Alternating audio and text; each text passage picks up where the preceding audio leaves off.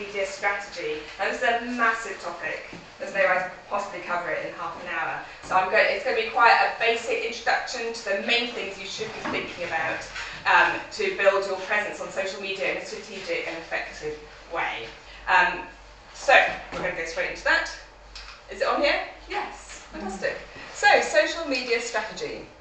And introducing the 10-step social media marketing plan, which you have on your lap. So these printouts are basically a workbook.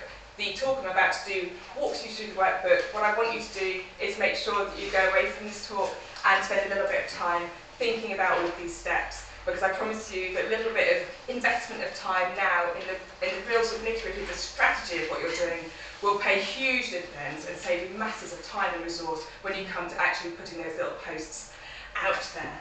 And I was just thinking, I looked up strategy this morning. Obviously we all know what it means, or we think we know what it means, but actually it's a Greek word for generalship, so it's a military word. And I just think, well, that's quite an interesting analogy. And obviously what it means is we need to be very much our own generals. We need to be in command of the social media efforts and posts that we're putting out there. So I thought, well,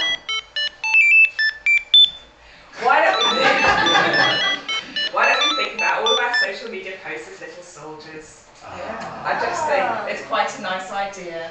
They are precious. They represent limited resources. You don't have very many of them. Every social media post you put out there represents an effort and an amount of resource, either your time or your money, getting somebody else to do it. So be careful, think about what you're putting out there. Don't just scatter soldiers all over the place hoping they're going to know what they're doing. They won't. Make sure they're properly directed, properly informed, they know what the big picture is. I thought that in the car on the way here. So, okay, a little bit about me. My notes are quite small on this screen. Okay, a little bit about me. I did Soviet studies at university, which will tell a lot of you how old I am. The Soviet Union was still very much in existence. I graduated and I became an oil and gas journalist. I specialised in pipelines, leaving the former Soviet Union. So when I left that job, it was to become a full-time skydiver, which is my passion, my hobby, and a packer of parachutes, which is how I funded my career in skydiving. So I packed other people's parachutes on £5 a pop for about 8 years. So I became quite good at that. I started a business in skydiving that was designing underwear for people to wear under their skydiving suits. And that took me all the way through to when I had to settle down and have children and become a sort of responsible adult, at which point I studied accountancy, became an accountant, became a financial controller. I set up my own bookkeeping business and then decided that it was time to do something really different, which is when I set up the Bordon Hub, which was really, I think partly what it was is I was missing the community that I lived in for so long when I was a skydiver. And being a business owner on your own is quite lonely, and I wanted to recreate that kind of community that I had lived in for so long for small business owners in my town. And with the advent at that time of social media, it suddenly became really possible to find out who was next door to you, who was in the next street, who was in your town, who was doing what, and bring them into a room together, which is what I started to do. And because of that work, and actually because of social media, which is the point of all of this, I can't see my notes, through social media, I managed to not only bring the community together in a room in Farnham, which grew into the business hub and grew into the hub that you're all taking part in today, but I also managed to put stuff out there about how passionate I was about growing small business communities, and it was picked up by a lovely lady called Emma Jones, who at the time was CEO of Enterprise Nation and is now ambassador to UK TI. She's very much involved with the government. She was very heavily involved with the the Lib Dem Conservative government in 2015-16.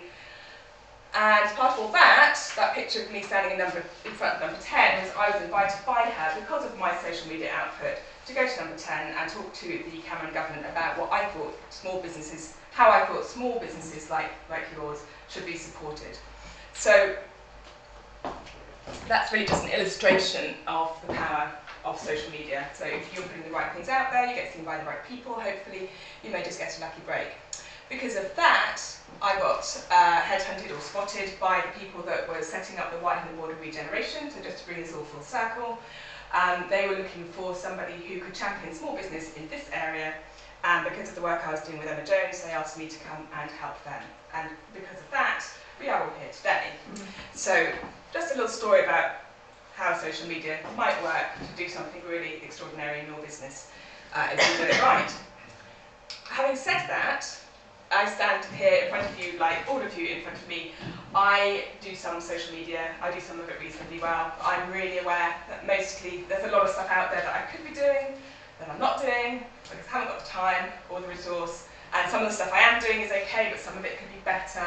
And that's just business, right? That's just because we're busy, because we're doing other stuff. There is no way that all of us can go out there and provide and produce things, everything on social media that we want to produce and have it all looking and operating exactly as we want.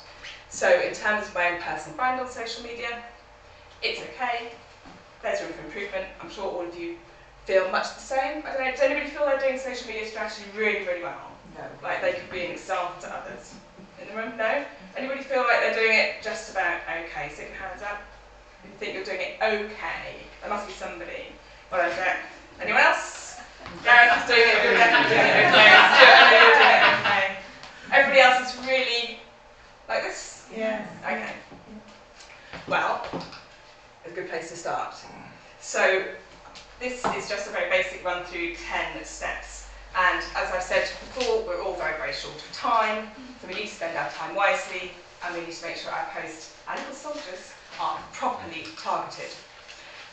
So, step 1 in your marketing plan is to define your objectives. And you hear this all the time in business. It's very difficult to do anything unless you know what you're doing. It's very difficult to go anywhere unless you know where your end destination is. So I would say the most important thing before you even start to define your marketing objectives is to understand your business purpose. And to do that, you need to define your mission statement. This should be a very short statement that tells you and everybody else exactly what the purpose of your business is. So for example, the statement, our mission statement for Signal, not Bordon Hub, but for Signal, is to make Bordon the single best place in the UK to run a small business. Now, that's a mission statement, it's a big mission. We may get there, we may not, but it means that we can define everything we put out on social media. If it's aligned to that, it's great. If it's not aligned to that, maybe don't bother. And you also really need to know your ideal customer profile. We talk about this like all the time at the Hub. I believe there are workbooks and units and videos that you can watch on this. If you don't understand your ideal customer profile, then ask any of us. If you haven't yet had your one-to-one as a Hub member, perhaps you could use it to define and identify your ideal customer with somebody. If you don't know it, you do need to spend some time on it because you will never be able to come up with an effective social media strategy unless you know who you are talking to. It sounds obvious, but most people don't have a very clear idea of who their ideal customer is, even when their businesses are quite established. Okay, so most people's objectives. Does anybody want to give me an example of an objective, a marketing objective they might have in their business for social media? Anyone feeling brave enough? Jack? Getting another revenue source. Sorry? Getting another revenue. Getting another revenue source. Right, great. Anyone else? What would you like to do, Graham, in your social media? Improve presence on LinkedIn. Okay. Yeah. Is that an objective? What's the objective of doing that? To raise my profile And why do you want get to do more that? business. To get more business. Right. Yeah. So usually, to get more business, get more revenue, to get more customers is usually most people's marketing objective when they think about social media. So we're all out there wanting to basically attract more customers into our business. So how do you do that with a social media post? Most social media posts don't sell directly from the post. The point of most social media posts is to nudge a prospect in a direction towards a chosen objective. So if your objective is to get more customers, what you have to do strategically is think, well, what is the thing that happens just before I get a new customer? So in our case here at the Bordon Hub, the thing that happens just before we get a new customer is that they come into the Hub and they have their free session. And then if they want to join, they join. So the thing that happens just before we get a new customer is we persuade them to come to an event. So the social media that we do is all about getting them to come to the event. It's not about selling them hub membership. You see the difference? So what you want to do, you want to use your social media to get your prospect to a point where you might be able to have a conversation with them. That's the whole point of social media. You don't need, some posts can sell directly from the post. Mostly you just want to push somebody towards a conversation with you. So the thing that happens just before you sell to somebody can look different depending on your business. In some businesses it might be a one-to-one meeting over a coffee, or it might be a one-to-one over Skype. It could be that they download something from your website, an ebook, a PDF, some kind of checklist. It might be that you simply want them to pick up the phone or message you or messenger you. It may be that you want them to come to an event like this. And that those are the kinds of things that might happen just before you have that sales conversation. So it's worth having a little bit of a think about what it is that happens in your business just before you sell to somebody. And if you haven't yet started your business, like I know several of you in the room haven't, what might the scenario look like when you start to sell? And in that, what does that look like? Is it a one-to-one meeting? Is it a phone call? Is it a chat on Messenger? Is it a chat on social media? Is it that they filled out a form on your website for a one-to-one meeting with you? Have they booked something? What is it? Because your social media needs to push people to that point. Does that make sense? Yeah. Good. Because that is the end of step one. So, any questions on that? Can I Everyone happy? add something into Yes. that? If you're a little bit at a loss as to who your ideal customer is, that's where it all starts. But once you know your ideal customer, there's a process for all your marketing, and we talk about it all the time, which is market, message, media. Okay, you can't go out onto social media without knowing who your market is. Okay, and if you know who your market is, you can define the message that you want to reach them with, as Emma says, for that chat, for that thing.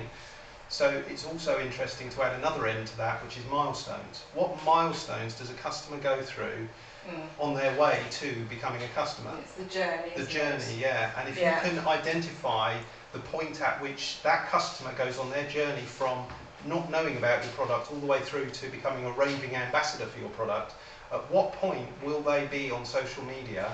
And if you identify where their mind state is and where they're actually at with their process of becoming a customer, you can have the right conversation at that point rather than suggesting things that I don't know if that's of value to me.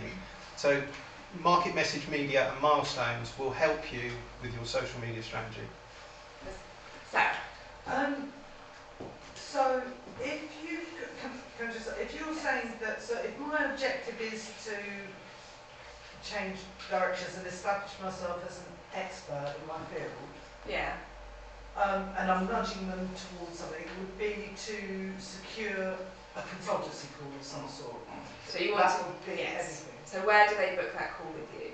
Right, so we do it online, over the phone, Yeah. etc. I mean, do you have it set up on your website? Can they book time with you on your website, for Right. example? Okay, and only one question. What I have heard a lot is that does this mean that what you need to do is focus on one particular type of customer and have like one Well, see, train to everybody start has more than one avatar, more than Yeah. one ideal customer profile. Every Yeah. business will have more than one. So all you can do is and every business will have more than one customer journey and more than one product, more than one service. with. Yeah. My advice is to take one One. and get it working correctly. Yeah. One ideal customer, one strategy, one customer journey. Yeah. So for example, for you, if the thing is that you were in a Facebook group and you put in some sort of download that people can fill out their email address to get the download out of the group on how to recruit your first candidate, then that email address goes into a database, you email them and they set up a one-to-one with you as a result of those emails. That is one ideal customer journey, one ideal customer, one journey. Get that working really, really well, and then you can repeat it for other scenarios in different ways. Does that make sense? Yeah, absolutely. Brilliant. Thank you. All right. So the next step is choose your platform. Can you all see that graph clearly? this is the most recent graph I could find. I was quite surprised by it, actually. If you're interested in what platform you should be using, if you Google what social media platform should I be using on Google Images and for graphs, you will see lots of research, lots of surveys, and lots of graphs. This is a very typical one. This is by Chief Marketer from 2019, so it should be a non-partisan. Obviously, if LinkedIn do the survey, we all know what's going to come up and so on. So if you look for non-partisan surveys, independent surveys, you can get a good idea of where the most conversions are happening for brands on social media. So LinkedIn is a really clear winner on this one. Now, not every business is suited to LinkedIn, but it is a really powerful conversion platform. So if your business is suited to LinkedIn, you should be leveraging LinkedIn as much as possible. No surprise that Facebook is up there. I was surprised to find Twitter above Instagram, YouTube still, but that's just me. Maybe it's different in the States. I think in this country, Twitter's not being used as much as it used to be, but anyway, there are your statistics. If you have a business that is clearly visual, then Instagram and Facebook are probably going to work better for you than LinkedIn. If you're selling biscuits, for example, if you're doing youth work, the 18 to 25s actually perhaps aren't on LinkedIn yet, but for B2B service type businesses, LinkedIn will be the best platform in many cases. So just have a think. All the platforms are different. If you need advice on this, do ask in the team or ask in the Business Hub members group if you're not sure. Again, you know, we could all be on all the platforms, but that would take a really long time, so it's probably best to start with one or two, and when they're working really well and you've got it all automated and you're not really having to invest any time or resource to make it work, maybe try another couple. Right, we're straight into the next step. This is the remarkable Stuart Morrison here. So this step 3, is design your profiles. Now your profiles are out there to tell your brand story. It's no good having a profile that doesn't have a picture of you, or that has a very bland or an unrecognisable picture of you, or doesn't say anything about you, or doesn't tell your story. Your brand profiles should really stand out. And I just think this is a great example of it's your Facebook and Twitter header, is it? Yes, yeah. Yeah, so the photography is done by Matthew Birch Photography. Just a little plug there, Matthew. So this is a kind of brand profile. Sorry? It took me ages to colour all the suits. Yeah, so this is a brand profile that really stands out, tells you quite a lot about the person in it, probably makes you more curious about what they do without saying anything at all. You'd be interested if this person was somebody that helped with personal branding or perhaps like websites or so, and you think, okay, well, he looks like a really colourful, interesting character that probably helped me make my brand stand out, because he's clearly doing that really well with his. And funnily enough, Stuart and I collaborated on an article yesterday for the thumbnails, which meant Stuart very helpfully wrote one for me because I'm going on holiday tomorrow and I ran out of time.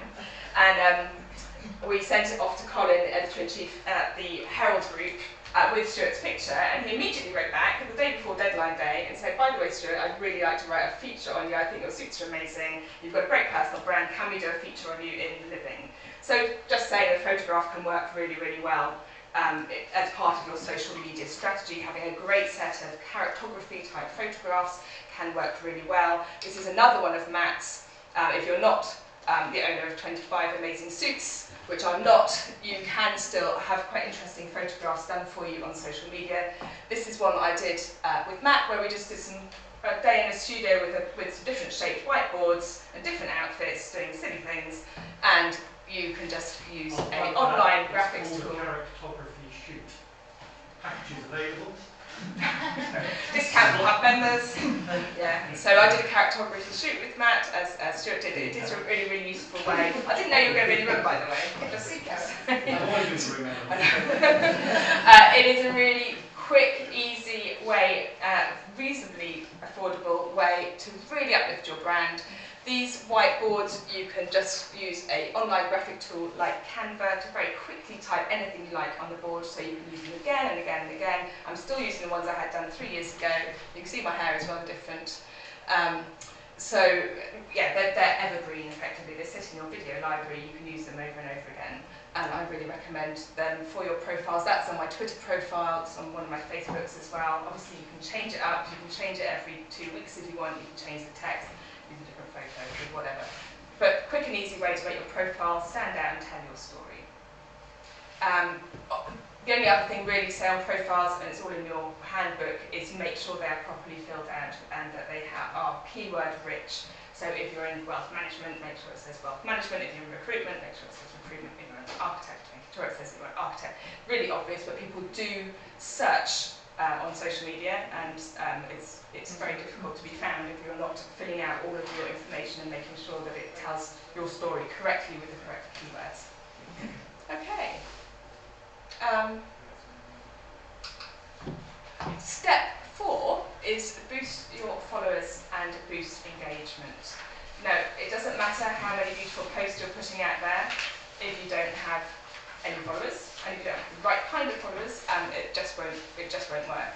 So the way to get followers, getting followers and getting engagement is hard. It's harder than just chucking material out there. If you haven't got much time, which none of us have,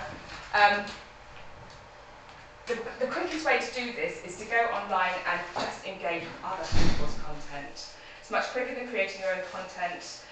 If you filled out your profiles correctly, when you go and engage with other people's content, they'll go, oh, that's nice, somebody's complimented my blog, or they've chatted to me on a Twitter post, or they've liked my Instagram, and they'll go and look at your profile, and if you filled that out correctly, it will do all your work for you. So much quicker to spend, if you've got an hour a day, to comment on 10 people's posts, have a little chat with them, you're going to get much more attention than spending that hour writing a blog and putting it out there and not really promoting it. People are much more likely to talk to you if you are commenting on their stuff, and it's a real time saver. It just saves so much time. You don't have to think about it really. Just go and find people who are doing stuff you like in your space and talk to them. Tell them you like what they've done, tell them you like their profile photo, tell them you like their blog, talk to them, ask them stuff.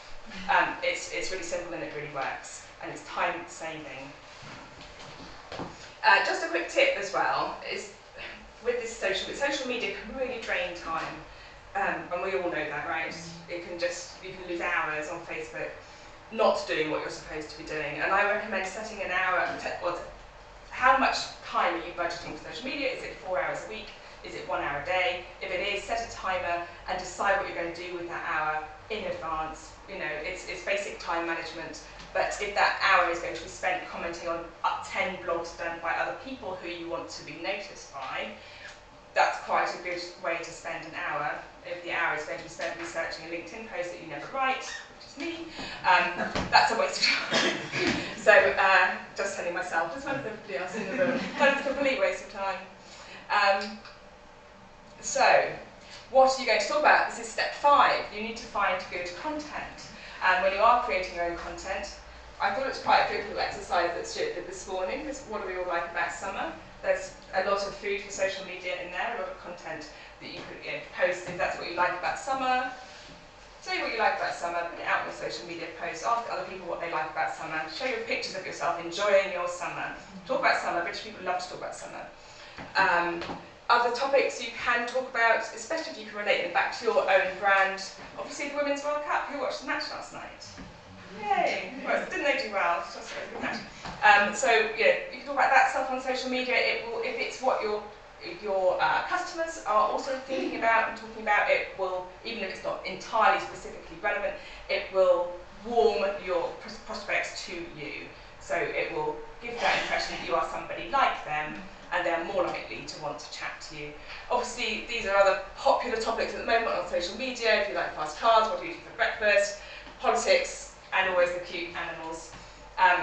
You know, they all work quite well. If you're really stuck, all of those things. What? What's that? And that's just Boris. The cute animal. Oh, the cute animal. No, it's like a worrying animal. So yeah, it's not rocket science. You can talk about this stuff on social media. It may seem banal, but there is a point to it. If people think you're human and they think you're likeable, they will trust you and they're more likely to want to know what you do behind the scenes. One of the things that worries me is when you get, I'll be polite and just say the naysayers come back with things I think, oh for God's sake, you just didn't get what I said. You know what I mean?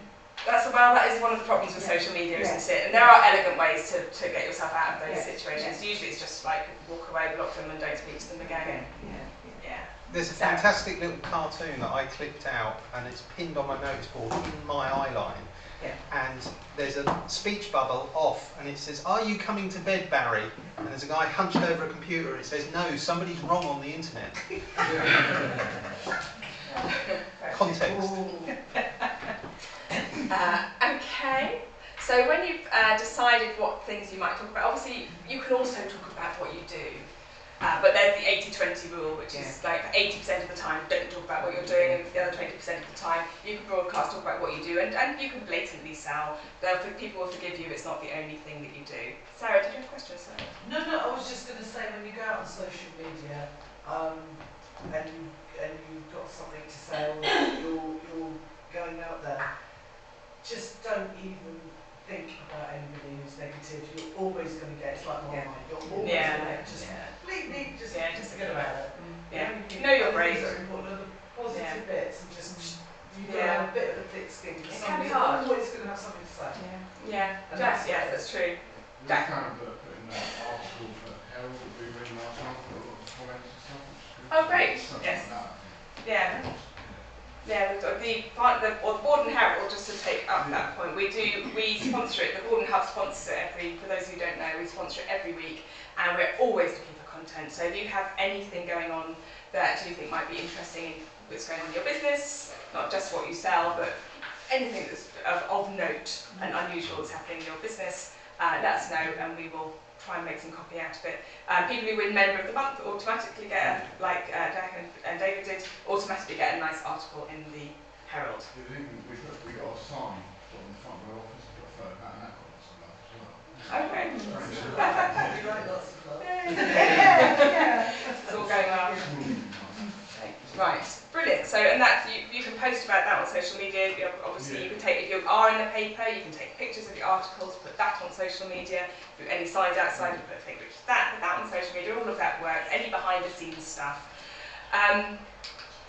When you've decided some things you're going to write about, you need to create yourself some kind of social media calendar, because you can't go through life waking up every day thinking, what am I going to put on social media today? You need some kind of strategic plan. So you can see here I've just done 5 days, day off on June the 30th, I think it was a Sunday. July the 1st, why not go to Giffey and do a Happy July?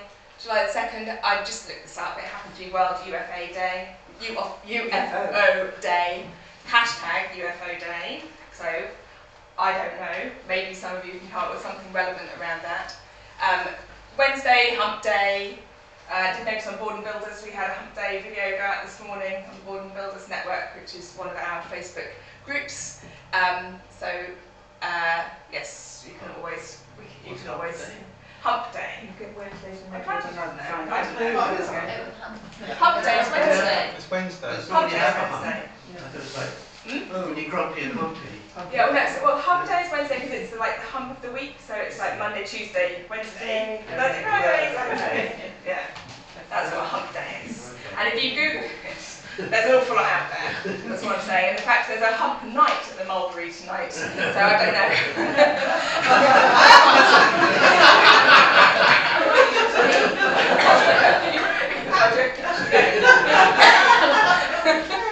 Okay, and then also apparently it's plastic-free July. So there are lots of, my tips are daysoftheyear.com, giphy.com. If you're short of ideas for content, you go to these third-party sites, they will give you ideas for every single day of the year.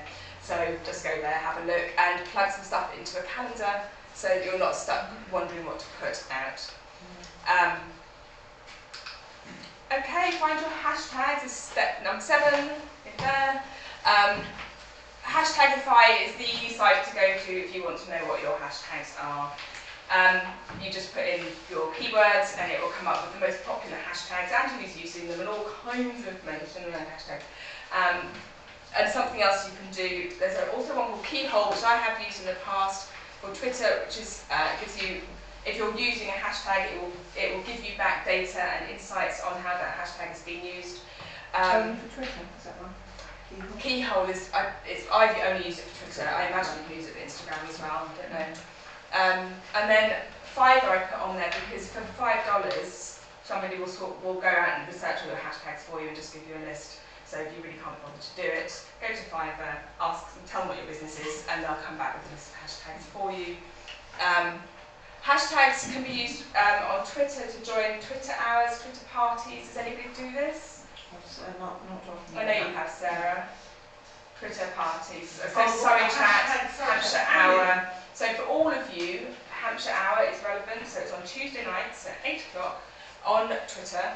And if you have a Twitter persona and you want to talk to other small businesses online on a Tuesday evening, you just go to hashtag Hampshire Hour on Twitter and you tweet using that hashtag, and you'll find all of the other people tweeting using the same hashtag. You'll meet lots of other small businesses in the area, and they usually have a themed discussion that you can take part in, and you can share your knowledge and your advice. They publish the topics in advance, so if it's something like, for example, I don't know, architecture, you can go in or you know, geospatial technology, Graham, you could go in and give your advice and knowledge. It's a great place to ask opinions safely. Yeah, it's a good place to get support, actually. Totally, yeah. So Surrey Chat, for those of you from Surrey, is 9 o'clock on a Saturday morning, I think. Yeah. And yeah, Hampshire Hour is 8 o'clock on a Tuesday evening. So go to Twitter, type in Hampshire Hour, and it will all become clear. Sorry, didn't catch that. Sorry. 9 o'clock Saturday morning. Saturday morning. Yeah. Okay. Curation is step number 8. Curation is basically when you're not creating your own content, you are publishing other people's. So it comes back to knowing who your ideal customer is and what they might like to read about. We've got some tips here. You can use third-party online platforms. Feedly is basically an RSS feeder. It brings in blogs and articles from all over the internet on different subjects, so you can set it up to send you information and articles on stuff you are interested in for your brand. Buffer is something that we use. It's a scheduler, which I'm going to come on to in a minute, but also it does curate content based on your brand interests. Twitter is a great place, I think, to go and find content that you can share and repurpose. Other people's blogs, local news, as we've talked about, and community news are all good places to find stuff that other people, your prospects, on social media might want to read about. So you're going to act as a kind of curator for them. You're going to create your own online magazine, but for your prospects to be interested in. And again, it's a great time saver. You don't have to create anything yourself. But a word of caution, I would definitely say never post and recommend articles unless you have actually read them yourself. Sometimes they have nasty links in them. Sometimes they have really offensive opinions in them. So just make sure you're not just reposting stuff and telling them to read it without reading it yourself. I recommend you read it yourself, and then you tell people why they should be reading it when you repost it or share it, so that people in your community can see that you've read it and liked it and understood it, and you think that they should read it and it's valuable. Can I just add one more to that? Yeah. Google Alerts is really Oh yeah, good. Google Alerts you mentioned, yes, good point. You can go and you can set up an alert that when a news story is published about a topic, you choose the keyword, it will send you an email saying, oh, this particular news story has come up, you might want to go and have a read of it. And then of course, if it's timely, you can post it into your timeline, you can post it to your audience, and they'll think you've got your finger on the pulse. Yeah, Google Alerts great, and app mention as well, so another one like that, which should be on there. Thank you. Okay, step 9, schedule your content. So again, a caution, don't schedule all your content, so you should engage as well.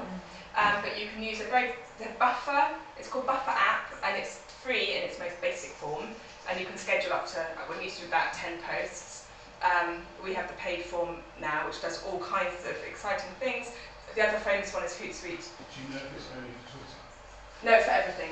Yeah, even Instagram now, more recently. Yeah. People have? Is that a button or a Both. Yeah, they're very similar. They're just the interfaces are quite different.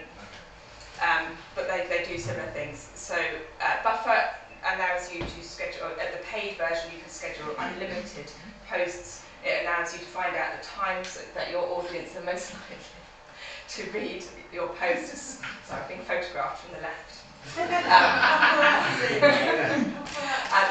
Yeah, paparazzi there, yeah. So yes, it allows you to schedule at the times that are most suitable for your audience. So Buffer will actually work out for you where your audience are on the different social media channels and what time they're most likely to listen, and then it will post your post at the time that they're most likely to see it. So that does help. Also, Buffer you can repurpose and repost. So things that you've done in June, you can go through in July and just go, okay, we'll do that one again, or then that one again, we'll send that one again, we'll send that one again. So it saves you a lot of time. It also curates and brings in content from the web that you might be interested in, that aligns with your brand content. So it allows you to choose and pick and choose other people's stuff to put into your calendar as well. And then it will just schedule it out over, I don't know, 2 weeks. We do ours for like 2 weeks at a time, do you? Something like that, don't really like that. They really enjoy it. They love Buffer.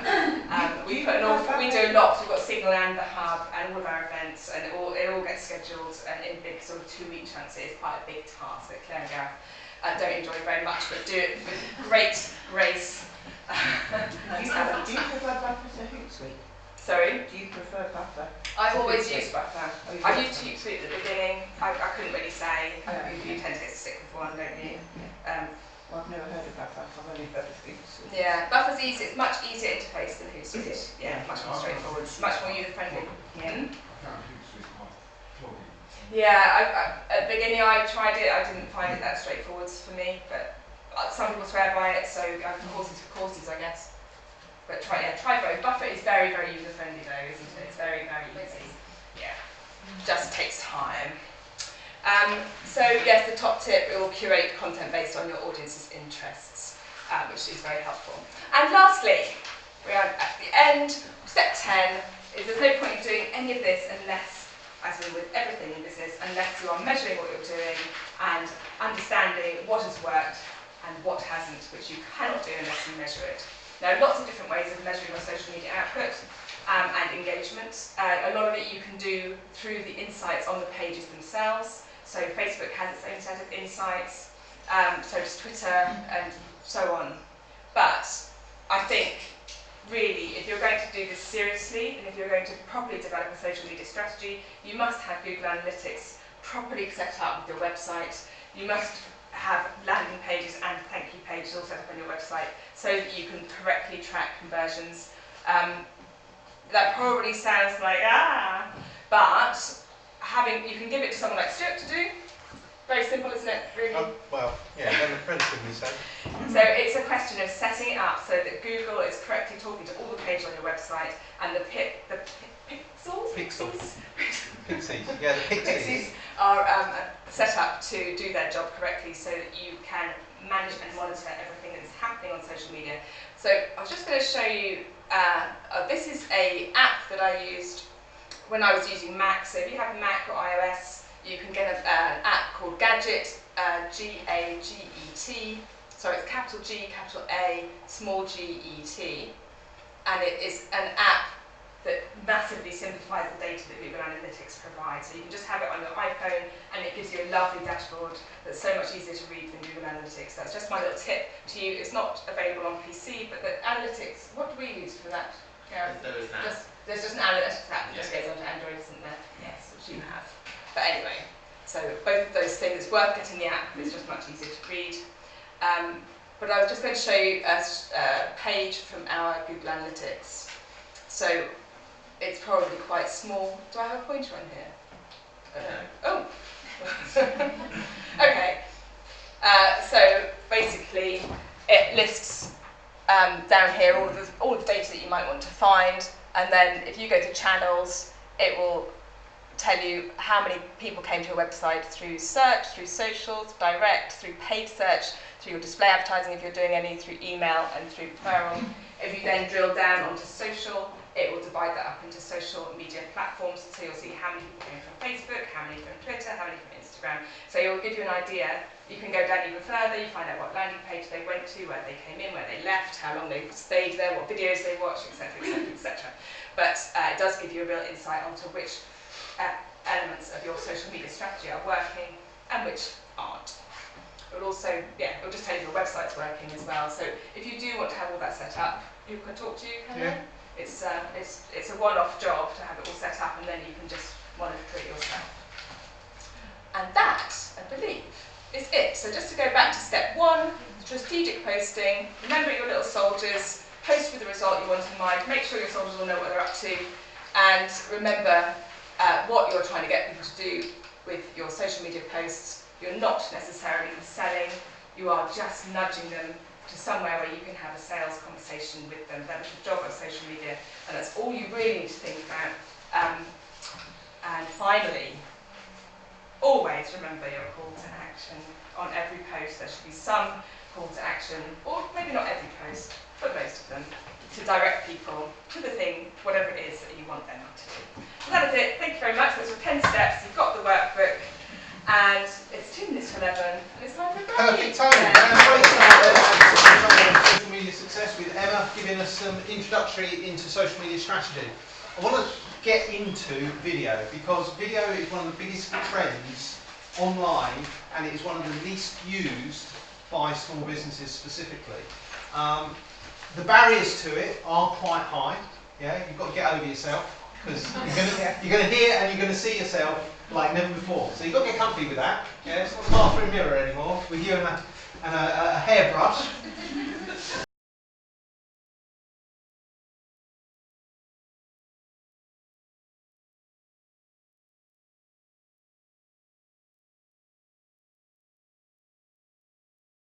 Some technological hurdles. Yeah, there's some skill sets that you're going to have to either buy in or learn yourself. So I get it. But that's why it is really good to use, because not many people are using it. I'm going to take you through how to use it, where to use it, and the results of using it. So the more astute amongst you may be reading this down here which says lead magnets. You can see which template I use. Okay? But it is actually video, and it will be changed before it goes online. So let's get started. The first thing is video definitely boosts sales. Okay, so Unbound, which is a platform online, found that after adding a product video on a landing page, it increased their conversions by 80%. Okay, the content of that video, the context of that video, that's all going to make a difference. But the fact that it had such a dramatic uplift will give you an idea about the power of video. 74% of users who watched a product explain a video, so that's a video which explains how to use the product, subsequently bought it. So people are using video in the buying process. They're using it to judge whether or not your product is worth their investment. And adding a video to your content strategy will show a great ROI, and this talk will prove that. So, video production does cost more than other forms of media. Okay, there's, as I explained, there's a lot of production costs before you even get the video online, and then you've got to curate the video, you've got to manage all of the elements around it. But if you get it right, and I'm going to show you how to get it right, if you get it right, it can reap some big rewards. So 83% of businesses say video provides a good return on investment. So companies that use video are showing that video is giving them more than they're putting into it, which is what business is all about, isn't it? Money goes in one end, goes through your process, comes out the other end, it's great. So video technology and video editing tools are constantly improving. There's a video camera and editing suite on most phones. Okay? You don't have to invest thousands and thousands of pounds. There are services online that you can use. If you've got a Mac, iMovie, that's absolutely free.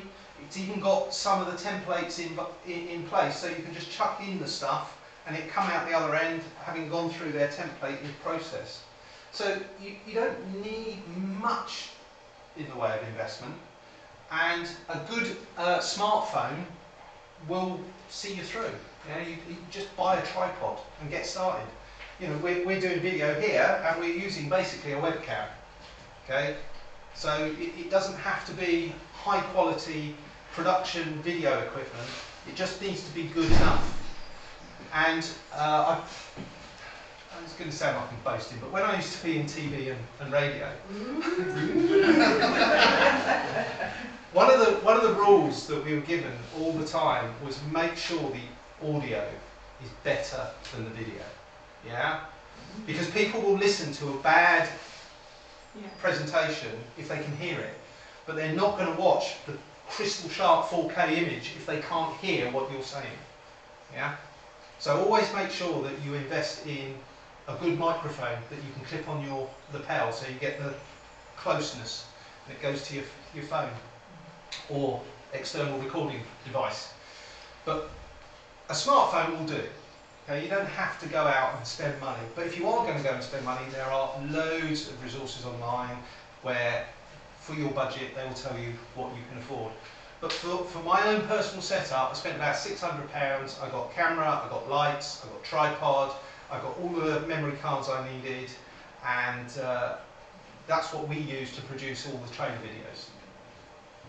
So anything that's produced for the hub to market us is basically done on what's called a DSLR, so it's a digital SLR camera, and it records up to half an hour or so at a time, which would be perfect for most of the stuff that you're going to do.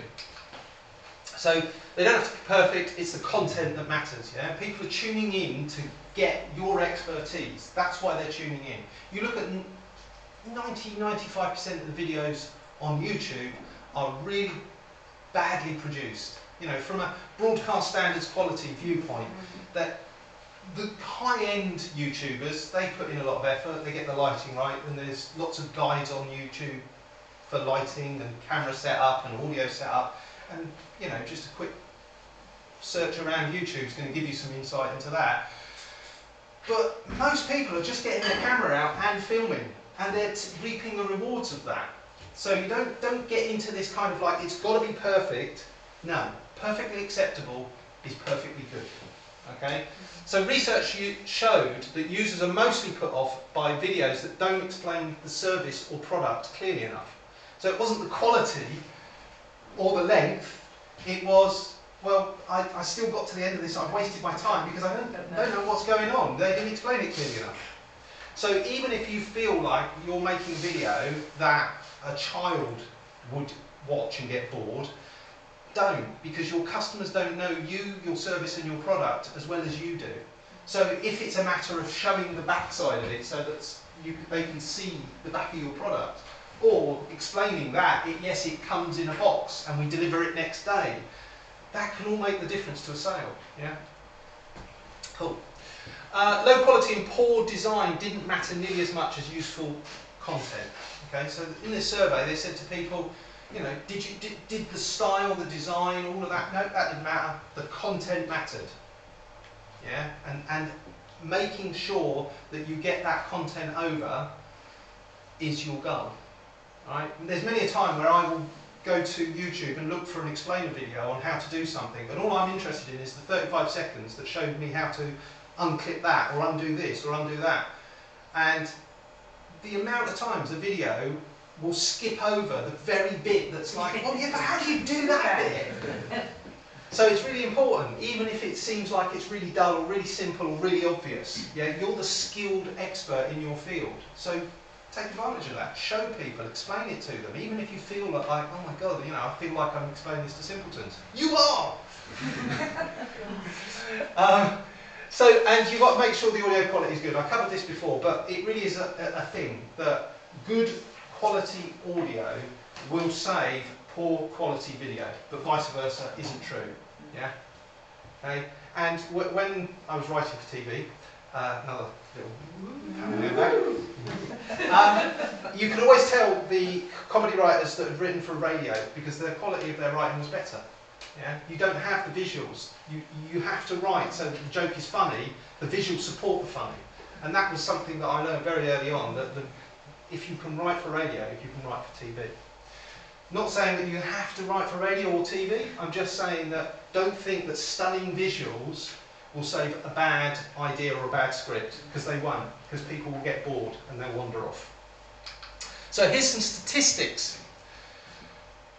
So HubSpot asked their customers what kind of content they want to see from a brand or business that they support.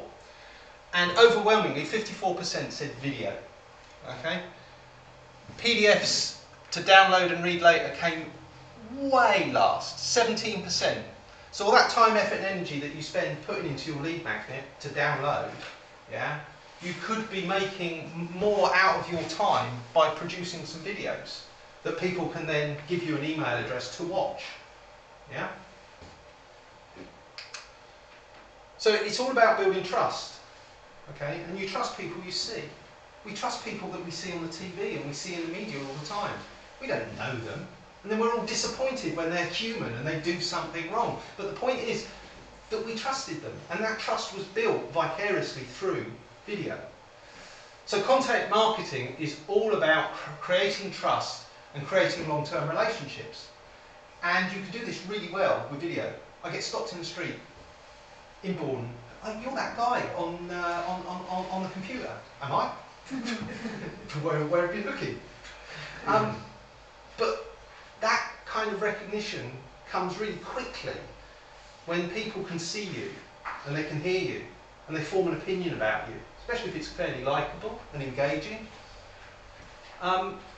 So using video to provide your target audience with content that is of interest to them, like we spoke in the social media strategy part about market message media and milestones, knowing to produce the right video for the right moment, that's the key to it. Okay? Is there a particular point where your customer asks you the same questions over and over again? Produce a small video. Don't worry about those questions. We'll send you our little video which will take you through the product step by step. Oh, fantastic. So you don't have to be on the phone telling them this time and time and wasting your time. So it's a good way of collating information and saving your time to be able to share with customers where they're spending time with you without you spending time with them. Win-win. So promotional videos build trust, but 50% of consumers say that videos also give them more confidence to purchase online.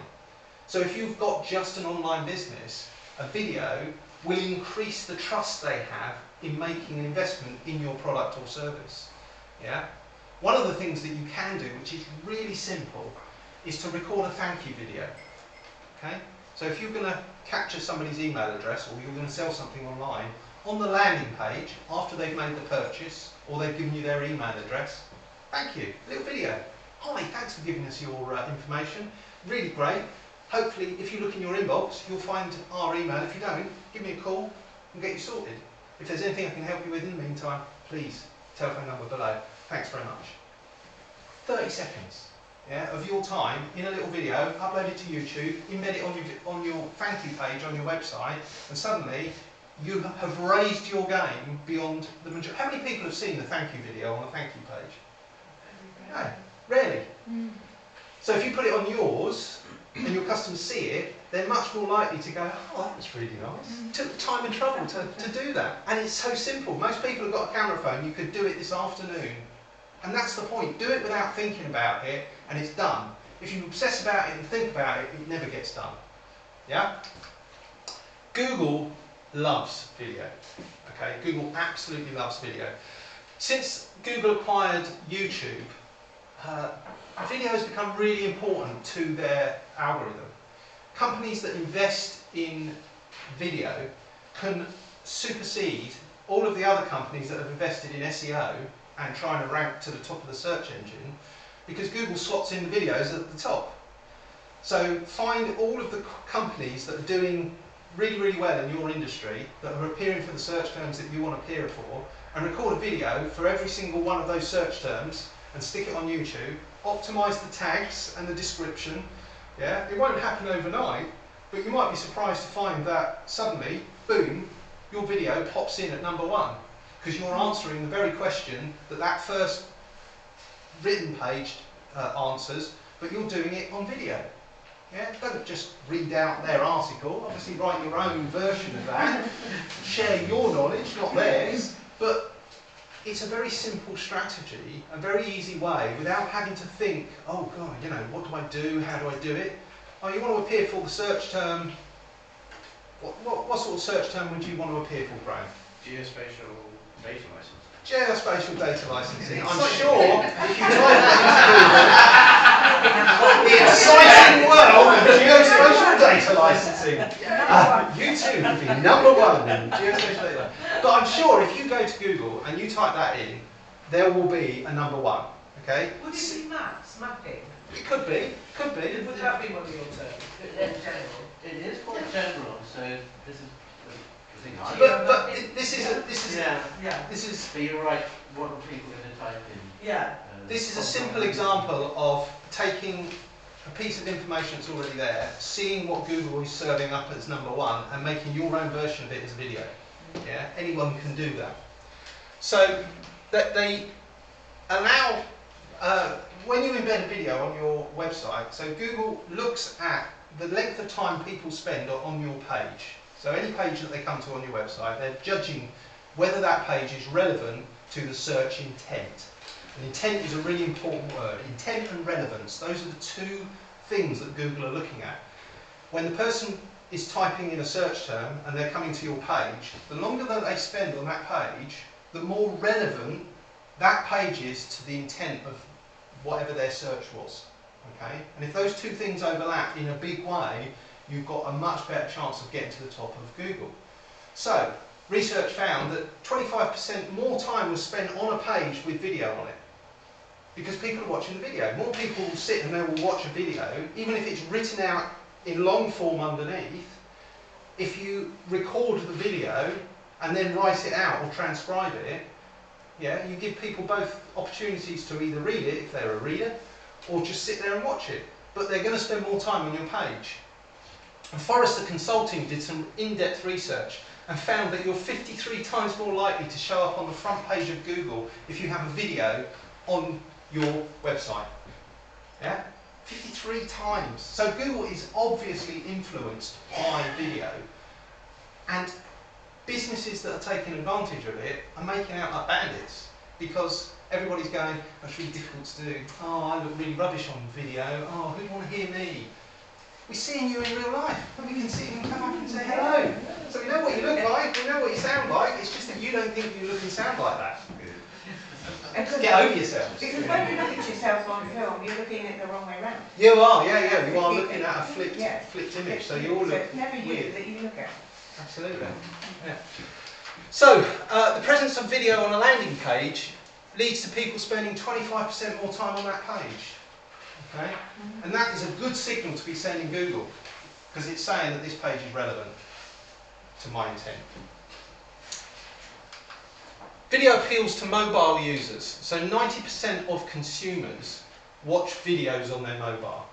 Okay? Mobile is a huge trend. Okay? Hands up who's got a smartphone. Hands up, keep your hand in the air if you've watched a video on it in the last week. Exactly. We're all watching video on our phones. Okay? And if you are watching video on your phones, do you think your customers are watching video on their phones? So have the opportunity to communicate with your customers on video is a massive opportunity. Okay? And if you're not taking advantage of it now, somebody in your industry is taking advantage of it and are ahead of you in the queue when it comes to that business. Yeah? YouTube reports that mobile video consumption rises 100% every year. Now these statistics, that particular statistics was from a set that was generated in 2014, I believe. I'm going to show you a graph in a minute which will blow your mind. So Google has also told us that smartphone users are twice as likely than TV viewers and 1.4 times more likely as desktop viewers to feel a sense of personal connection with the business or the brand that shows the video content or ads on their device. So people are actually feeling more connected to you and your business by seeing a video. It comes back to the trust thing that we spoke about at the beginning. If people can see you and they feel like they've forged a bond, they're much more likely to trust you. Yeah? So Google loves video. This was the chart that sort of made me stop and really think about it. So in 2019, you probably can't see it from there, but 2019, they reckon that there's 17 million people, 17 million terabytes of data transferred in video content alone every year. Now that is huge numbers. 17 million terabytes, that's a huge number, something exabytes, I think it is. But by 2021, it's going to have more than doubled. Wow. Yeah, that's 38 million terabytes of information being transferred in a year via video. It's a staggering number. It's a silly number.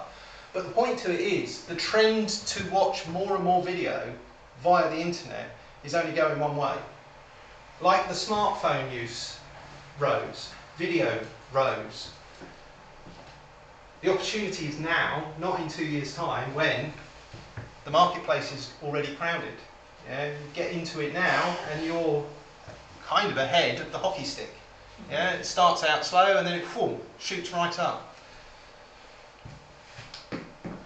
So I'm going to give you 12 ways that you can use video in your business. Okay, you don't have to use all of these ways, as we said. Plan what you're going to use and what you're going to share with your customers online at the right time as they move through their journey. So each one of these is a way you can use video in your business. Demo videos. So just showcase how your product works. Literally, this is how it works. This is the features, this is the benefits, this is the back of it, this is the front of it, this is how you put the batteries in, this is how you switch it off, this is how you wear it, this is how you put it on. All of those things matter to somebody who's making a decision about it. The amount of times I've gone onto YouTube, onto eBay, and I've gone to buy something, and there's one picture, and it's kind of small and grainy, and when you tap it to make it go bigger, it actually goes smaller.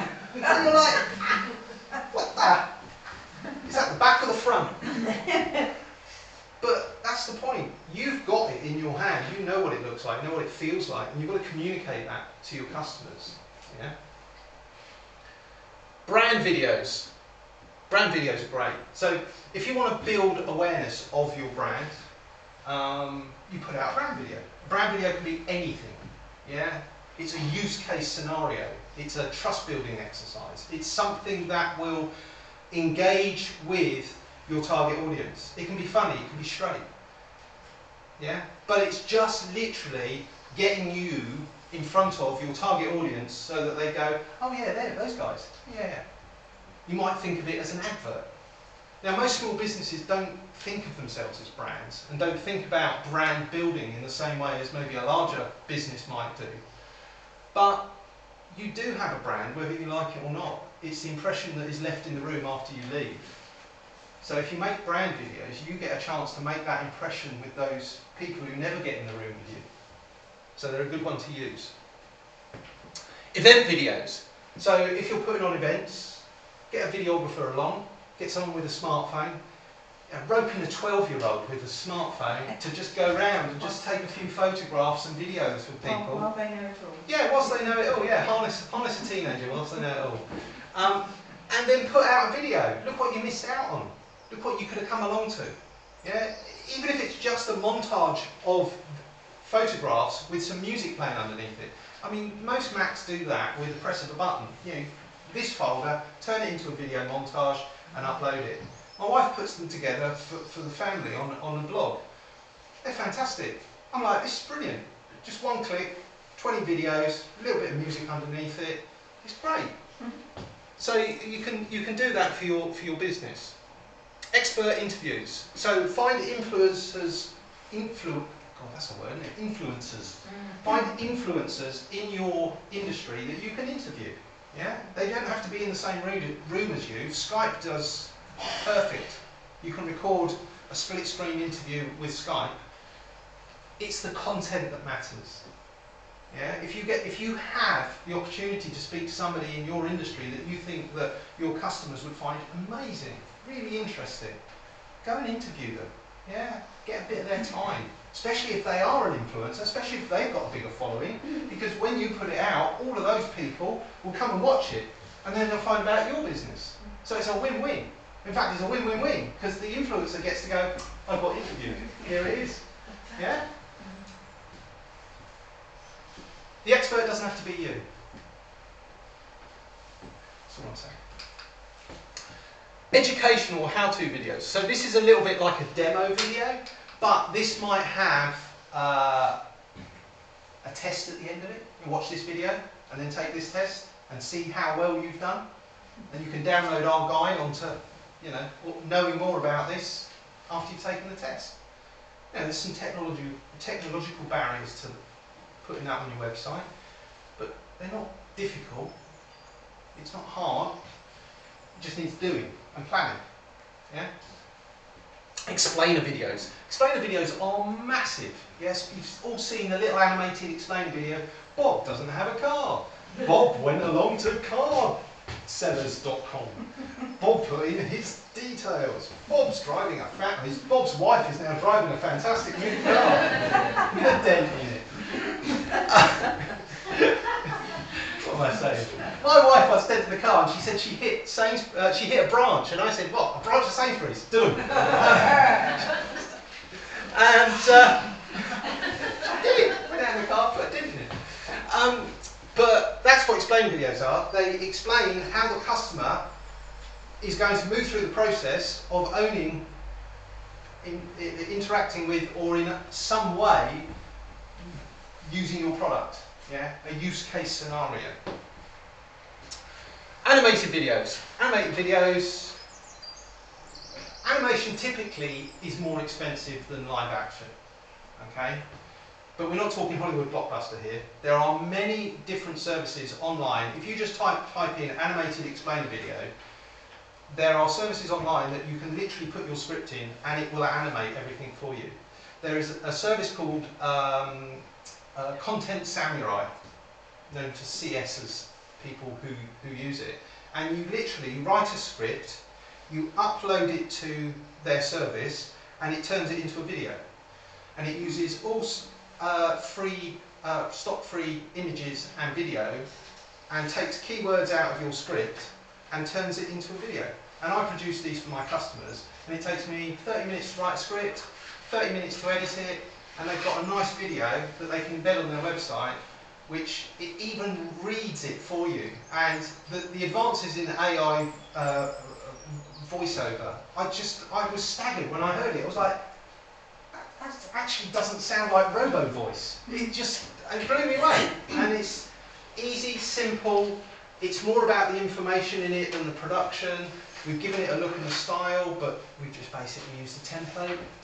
And it's, you know, $40 a month. And we can produce as many videos as we like. Think about things like that in your business. Case study and customer testimonial videos. We put customer testimonial videos on the Bordon Hub, and traffic went up, engagement went up, time on site went up. All of the good things that you'd want from a website went up. Because people ultimately aren't going to just trust your word. And we've all seen the website with the testimonial on it. It was brilliant, fantastic, best thing ever. David from Hampshire. Oh yeah, oh Dave from Hampshire. Oh, he was round here the other night raving about you. But if you've got an actual video of somebody saying, hi, I'm so-and-so from such and such, and I believe in this product, or this is a great thing, or I love this thing, it has much more power than just a little bit of text with a name under it. Because, you know, you don't know if that's actually truth or real. Is it just shine on the top just to make me feel good? But actually a video of someone saying it, that's actually, and there's 20 of them, well, what they say in the rest of their copy must be true. So, case study and consumer testimonial videos, great way to go. Live videos, there's many platforms, livestream.com, you can hook up something to stream a video, Facebook Live. Plan what you're going to do though. Don't just switch it live as you're walking down to the shop, unless you've had a brilliant flash of inspiration and you need to share it with your followers. But live videos are a great way for people to feel like they're there if they can't be. Even if you record it live and broadcast it at a later date. They can give people the feeling that, hey, look, I wasn't at Glastonbury, but, you know, I go and be in the corner and pretend I am. 360-degree and virtual reality videos. The technology is available where you can take a 360-degree video. So you could, if you were demonstrating to a customer what a space looked like after, or whilst you were working on it or creating it.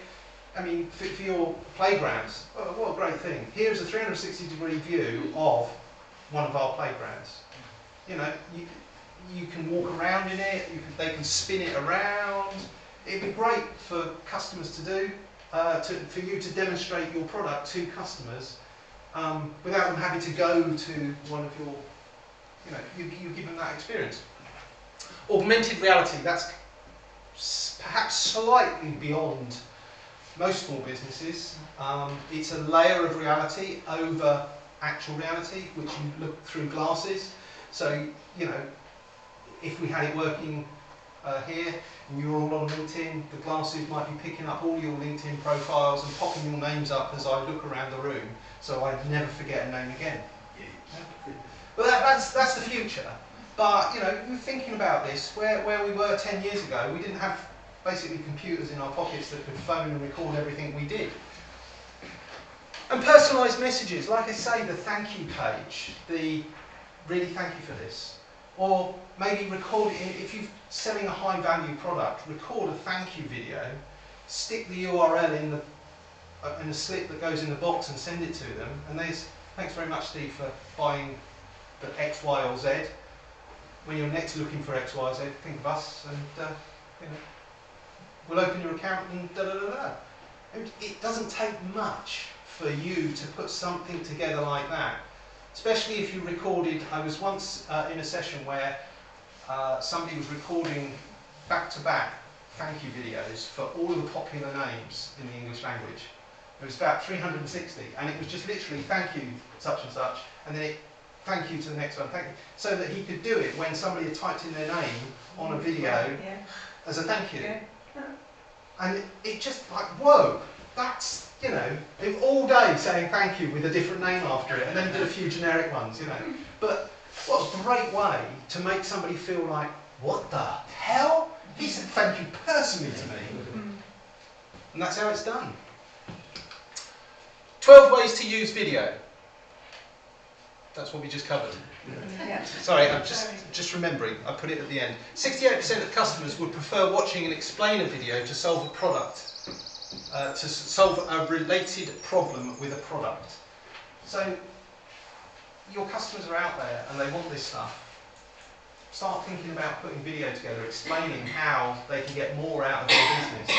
Especially when you've got a problem with a device at home, and when you look at the Japanese translation of the leaflet that came with it, you think, I'm going to the video.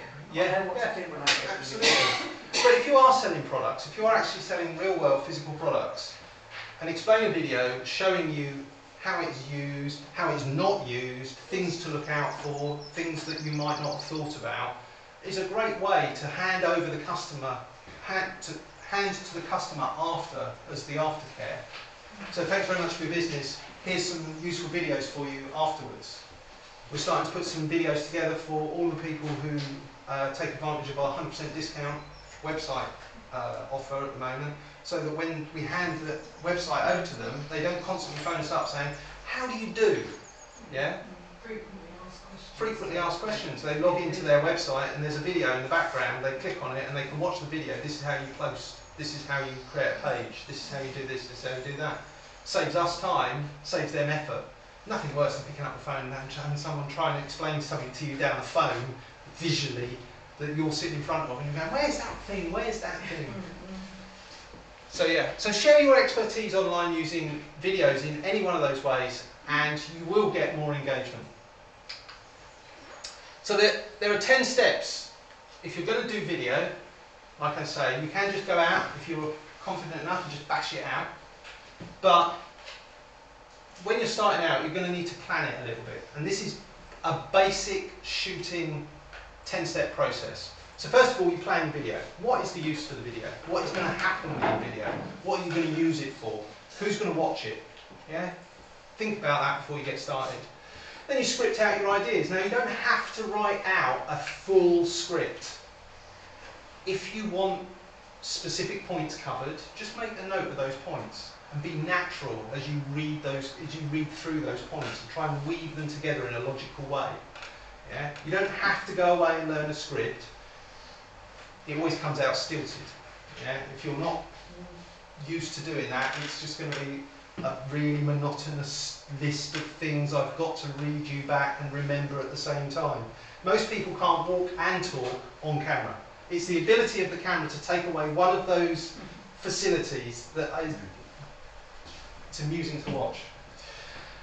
Assemble your kit. So think to yourself, right, we're going to need to go here to shoot, and we're going to need some spare batteries, we're going to need a microphone, we're going to need possibly a camera and a tripod. You just write down a basic kit list of the things you want.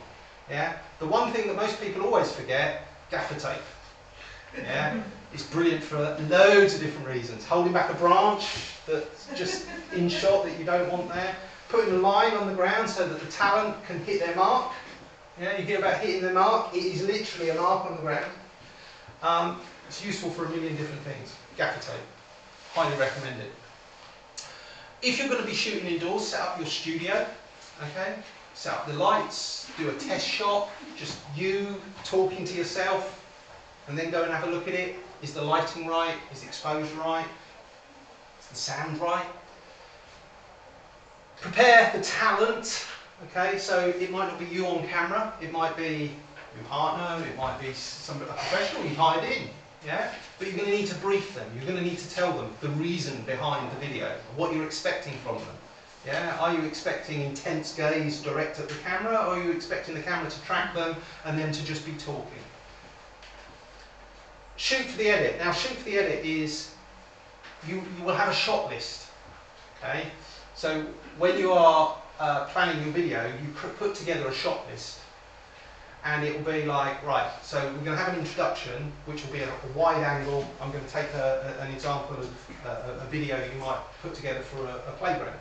A wide angle of the playground, a close-up of the talent talking directly to camera about the playground, then a mid-shot with the customer who's agreed to provide a testimonial talking to the talent, and then another wide shot as the voiceover talks, as the people see a few kids running around playing on it.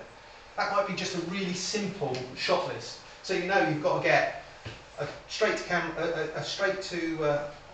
camera piece. You've got to get a two-shot. You get a wide, a couple of mids, and then you know the kids playing as you fade to credits and email addresses. It doesn't have to be complicated. You just need to know what you're going to need in the edit. Otherwise, there'll be gaps in your story that you can't fill. Always worthwhile, whenever you're on a shoot, taking lots of photographs. Because if a shot doesn't work out, you can fill it with static shots. Yeah. Organise the footage. Okay, so if you've got it on a memory card, write on the memory card or put the memory card in a container with something on it that tells you this is the footage for X, Y, or Z, and get it off of that memory card onto 2 computers before you start editing. Yeah, nothing worse, nothing going to spoil your day like getting back from a video shoot, losing the SD card, or you import the SD card, you start editing on it, it corrupts, and you've lost all your footage. Yeah, I've seen it more than once. Yeah, having to reorganise the shoot is a major pain. Then you edit your footage. Okay, that might be you, might be somebody you're paying to do it. It's a lot easier than you think with these offline editors that you get now. Something like Sony Vegas Pro or Final Cut Pro, iMovie. Something that just organises the shots. Don't get fancy. Yeah, don't use all of the effects all of the time. It doesn't need to flip and spin and twist around and then come in and look like a bird and then unfold. Okay, it just needs to get from one scene to the other. A quick black fade or white fade is usually good enough. Okay, people aren't paying for your editing skills, they're paying to follow the story. So get from one scene to the next as quickly as possible. Choose some music. There's loads of free music libraries online.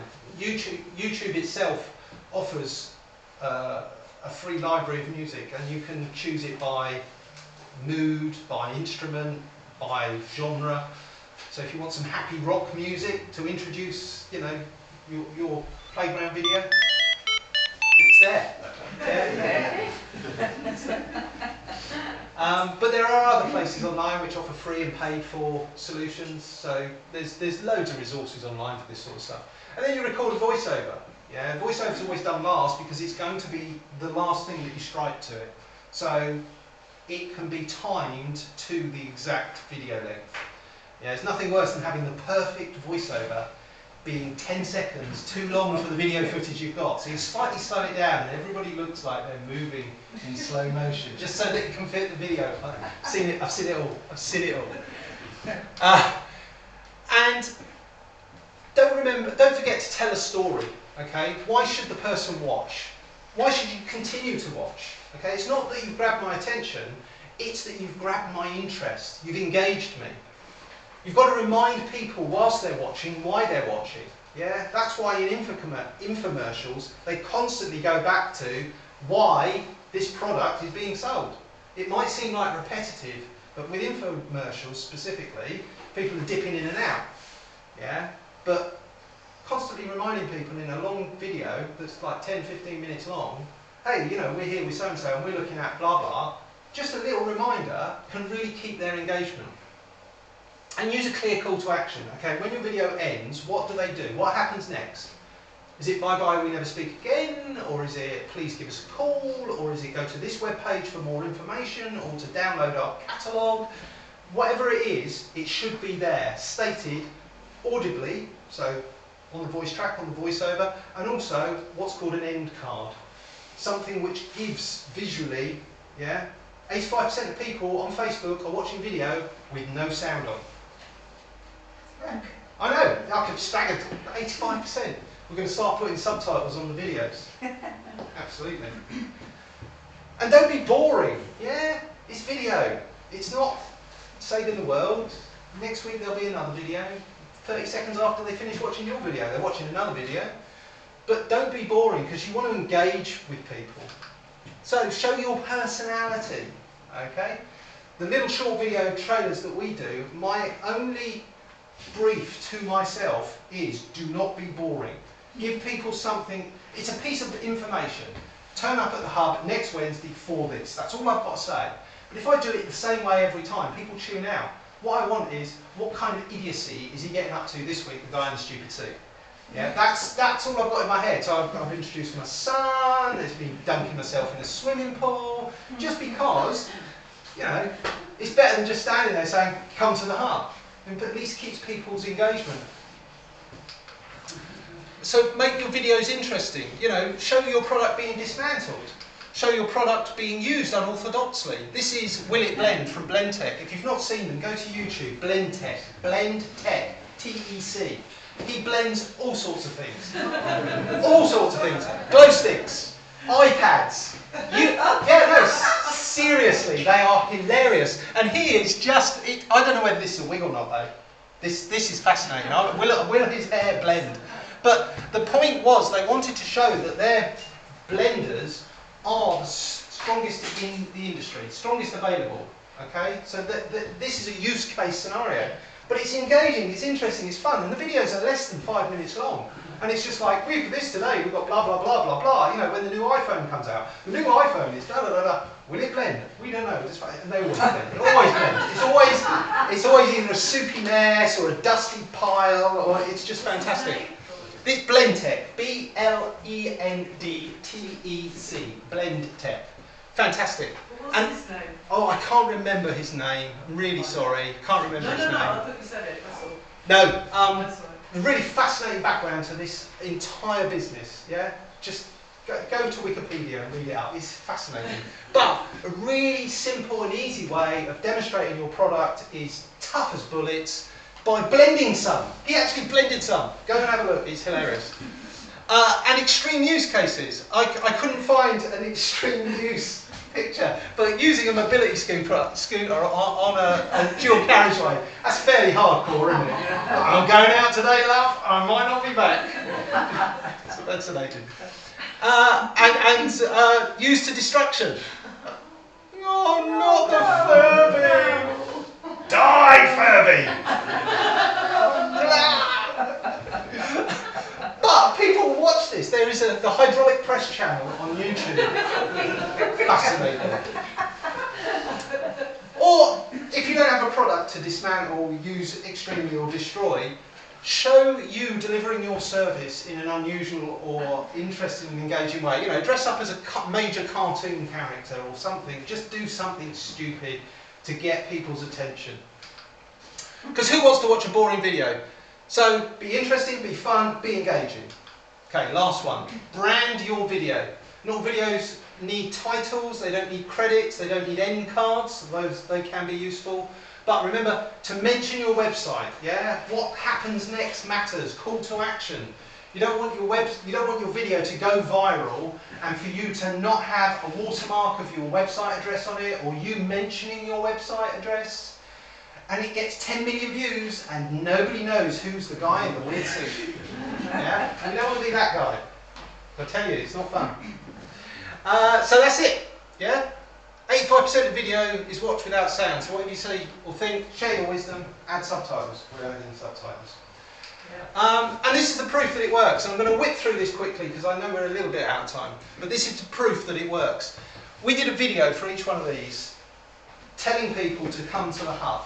That's all it was. The brief is, be stupid, give the information, get in and out, no more than 90 seconds. Yeah, minute if you can.